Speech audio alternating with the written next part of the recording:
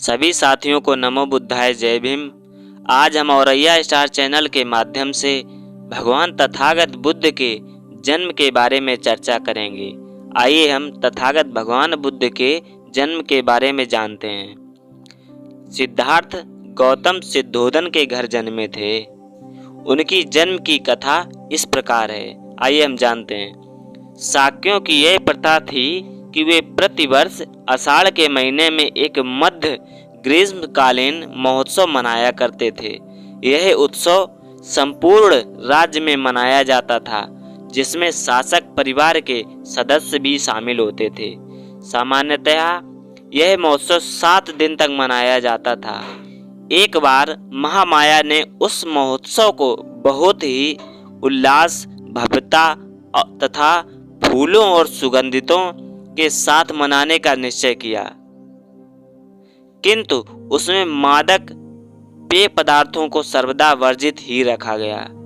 7वें दिन वह प्रातःकाल जल्दी उठी, सुगंधित जल से स्नान किया, 4 लाख करसापड़ों का दान दिया, सभी मूल्यवान गहनों से स्वयं को सुशोभित किया, मनपसंद भोजन किया, व्रत का संकल्प लिया और तदनंतर वह भव्यता के साथ सजाए गए राजकीय शाही शयनागार में सोने के लिए चली गई।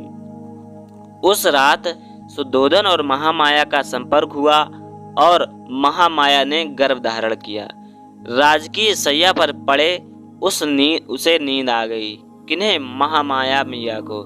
राजकीय शैया पर पड़े महामाया को नींद आ गई। निंद्रा में महामाया ने एक स्वप्न देखा।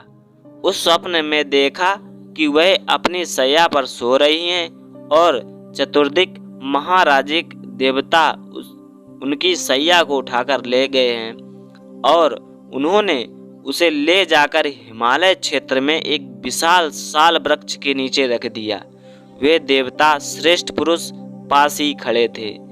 तब चतुर्दिक महाराजिक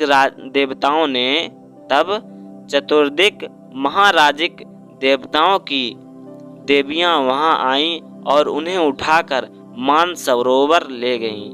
उन्होंने उन्हें स्नान कराया, स्वच्छ वस्त्र पहनाए, सुगंधियों का लेप लिया और फूलों से इस प्रकार सजाया संवारा कि वे किसी दिव्य पुरुष के स्वागत योग्य बन जाएं। तब सुमेध नाम का एक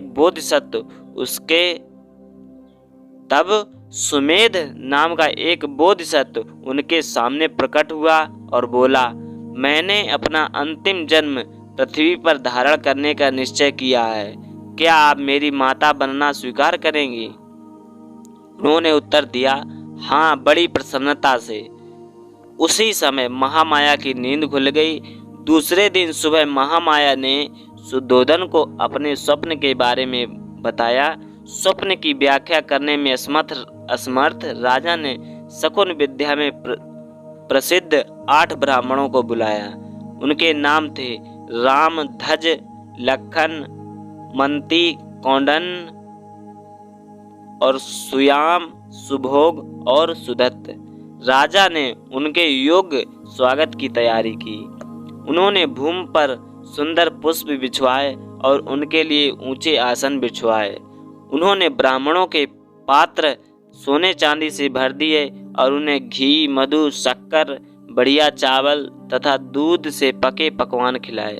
उन्होंने उन्हें नए नए वस्त्र और कपिल गाय आदि उपहार भी दिए।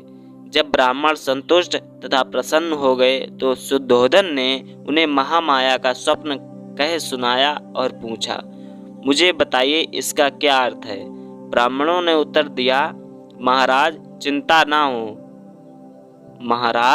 चिंतित ना हो, आपके यहाँ एक पुत्र होगा। यदि वह गृहस्थी में रहेगा तो चक्रवर्ती राजा होगा और यदि गृह त्याग कर सन्यासी हो गया तो वह संसार के भांति तथा अंधकार का नाश करने वाला बुद्ध होगा। बोधिसत्व को पात्र में रखे तेल की तरह महामाया 10 चंद्र मास तक अपने गर्भ में धारण किए रही। प्रसव का समय समीप आया तो उन्होंने अपने मायके में जाकर शिशु को जन्म देने की इच्छा व्यक्त की। अपने पति से उन्होंने कहा कि मैं अपने पिता के घर देवदाह जाना चाहती हूँ। शुद्धोधन ने उत्तर दिया, तुम जानते ही हो कि तुम्हारी इच्छा पूरी की जाएगी।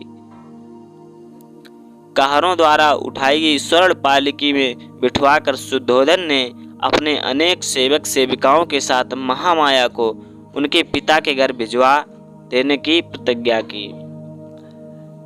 देवदाह के मार्ग में महामाया को साल वृक्षों तथा अन्य पुष्पित एवं अपुष्पित वृक्षों के एक उद्यान वन से गुजरना था। यह लुम्बिनी वन कहलाता था। जिस समय पालकी गुजर रही थी उस समय सारा लुम्बिनी वन दिव्य चित्रलता उपवन अथवा किसी प्रतापी राजा के लिए सुसज्जित भोज मंडप जैसा लग रहा था। जड़ से शाखाओं के छोर तक पेड़ फल फूलों से लदे थे और विचित्र ध्वनि कर रही सुंदर रंगों वाली अनगिनत मधुमक्खियों और अनेक प्रकार के पक्षियों के झुंड मधुर तान छेड़ रहे थे। यह मनोरम दृश्य देखकर महामाया के मन में इच्छा उत्पन्न हुई कि वह वहां कुछ समय वहां रुकें और मनोविनोद करें। अतः उन्होंने पालकी उठाने वालों से आज्ञा दी कि वे उनकी पालकी को साल उद्यान में ले चलें और वहां प्रतीक्षा करें। महामाया पालकी से उतरी और चलकर एक सुंदर साल वृक्ष के नीचे पहुंची। मंद मंद बह रही सुखद पावन वृक्षों की शाखाओं से छेड़ रही थी, जिससे वे ऊपर नीचे हो रही थी। महामाया का मन हुआ कि उनमें से एक शाखा को पकड़ लें। संयोगवश एक शाखा इतनी नीचे झुक गई कि वह उसे पकड़ सके। महामाया पंजों के बल खड़ी हो गई और उन्होंने वह शाखा पकड़ ली। तुरंत ही शाखा हिली और उसके साथ वह भी ऊपर की ओर उठ गई और उनके झटके से महामाया को प्रसव वेदना होने लगी। उस साल वृक्ष की शाखा पकड़े हुए खड़े खड़े महामाया ने एक पुत्र को जन्म दिया। ईसा पूर्व 563 वैशाख पूर्णिमा के दिन बालक ने जन्म ग्रहण किया। शुद्धोधन और महामाया का विवाह हुए बहुत समय बीत गया था, लेकिन उनकी कोई संतान नहीं होती। अंत में उन्हें जब पुत्र लाभ हुआ तो शुद्धोधन उनके परिवार तथा शाक्यों द्वारा भी बहुत हर्ष धूमधाम तथा समारोह पूर्वक पुत्र का जन्मोत्सव मनाया गया। बालक के जन्म के समय कपिलवस्तु पर शासन करने की बारी शुद्धोधन की थी। वे राजा की उपाधि से गौरवान्वित हो रहे थे। स्वाभाविक तौर पर बालक भी राजकुमार ही कहलाया। इसके आगे हम जानेंगे कि असित मुनि का आगमन महाराज के दरबार में कैसे हुआ। तब तक इस वीडियो को देखें। सभी धम्म बंधुओं को नमो बुद्धाय, जय भीम। बने रहिए हमारे यूट्यूब चैनल औरैया स्टार के साथ। अगर जानकारी अच्छी लगे तो हमारे चैनल को सब्सक्राइब करें और वीडियो को लाइक करें और अपने दोस्तों को शेयर करना बिल्कुल ना भूलें और कमेंट करना तो बिल्कुल ही ना भूलें। नमो बुद्धाय, जय भीम, जय भारत, जय संविधान, जय ज्ञान, जय विज्ञान, जय मूल निवासी।